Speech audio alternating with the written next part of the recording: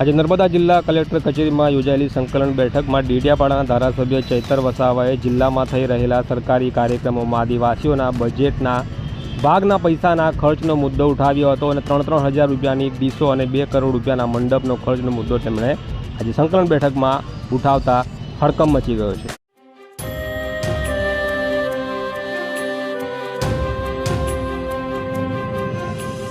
આજે નર્મદા જિલ્લા અધિક નિવાસી કલેક્ટર શ્રીની અધ્યક્ષતામાં સંકલન સમિતિની એમાં ભરૂચના સાંસદ મનસુખભાઈ વસાવા, અહીંના ધારાસભ્ય દર્શનાબેન દેશમુખ, જિલ્લા પંચાયતના પ્રમુખ શ્રી ભીમસિંહભાઈ તળવી અને અમે સમેત તમામ શાખાના અધિકારીઓ ઉપસ્થિત રહ્યા હતા.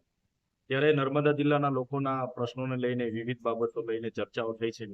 એમાં મનરેગા હોય, પ્રધાનમંત્રી આવાસ હોય, પાક નુકસાની બાબતે હોય, બીએલઓની કામગીરી બાબતે હોય, રોડ રસ્તા બાબતે હોય, તમામ બાબતોએ આજે એક હકારાત્મક ચર્ચાઓ થઈ છે અને સત્વરે નિરાકરણ આવે એ બાબતોની વાત થઈ છે. બીજું કે હમણાં પેરેલલ બધા સરકારશ્રીના કાર્યક્રમો ચાલે છે. આપે જોયું હશે, વિકાસ પર્વનો કાર્યક્રમ હતો, વિકાસ મહોત્સવનો કાર્યક્રમ હતો, ગૌરવ યાત્રાનો કાર્યક્રમ હતો, એકતા પરેડનો કાર્યક્રમ હતો.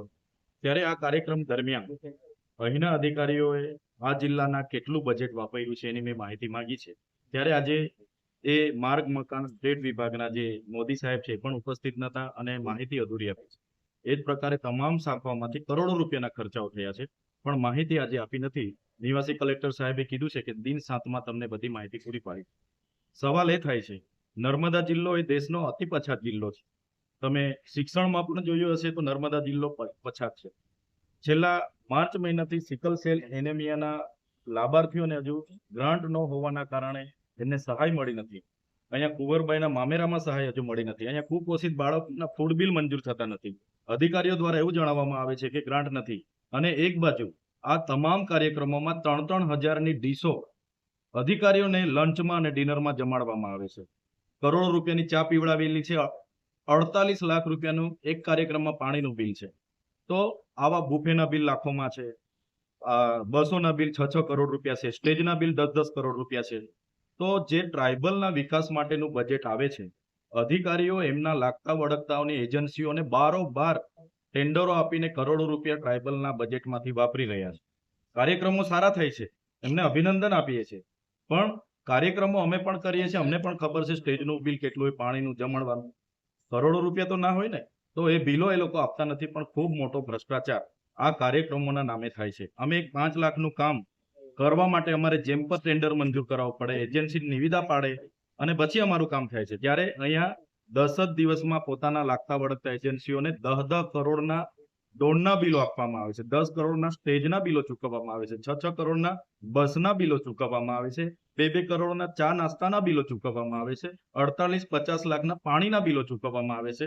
જો આ જ રીતના નર્મદા જિલ્લાનું બજેટ સરકારી કાર્યક્રમોમાં પૂરું થશે તો બાળકો માટે આપણે કુપોષણ કઈ રીતના દૂર કરીશું, સિકલ સેલ કઈ રીતના દૂર કરીશું, શાળાઓના ઓરડાઓ કઈ રીતના બનાવીશું, આંગણવાડીઓ કઈ રીતના બનાવીશું. એટલે આ બહુ ગંભીર બાબત છે. એટલે ટ્રાઇબલનું બજેટ જે સરકારી કાર્યક્રમોમાં વપરાય છે, પ્રજાના ટેક્સના દિવાળીઓ થાય છે, એનાથી અમે નારાજ છે. બધી વાતમાં તો ચોક્કસપણે કહેવા માંગુ છું, જે પણ કાર્યક્રમો કયા આજ દિન સુધી કોઈ બિરસા મુંડાજીની જયંતિ નહોતા મનાવતા. વડાપ્રધાન આવ્યા, એમને અમે આવકારીએ છીએ. મારી જે પ્રતિમા મેં મૂકી હતી મારી આગેવાનીમાં, એમને ફૂલ અર્પણ કર્યા છે. અમારા માટે તો ગૌરવની જ વાત છે ને, એટલે અમે અભિનંદન આપીએ છીએ. પણ જે પ્રકારે ત્યાંના પાર્કિંગના નામે 2.5 કરોડનું બિલ કોઈ મૂકે, ડોમના નામે તમે 10 કરોડનું કોઈ બિલ મૂકે, ચાના નામે તમે 2 કરોડના, હવે કેવી ચા પીધી હશે એવું. અરે એમણે ડિનરના નામે 10 કરોડના બિલો મૂક્યા છે, તો એમણે શું ખાધું એની વિગત આપો. ડ્રાયફ્રૂટ ખાધા, ચિકન ખાધું, મટન ખાધું, ઘી કેળા ખાધા, અમને તો કહો.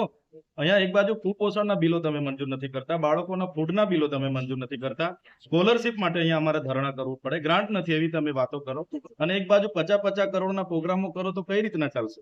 અને પ્રોગ્રામો તો રોજના ચાલુ પ્રજાના પૈસે દિવાળી જ થાય છે.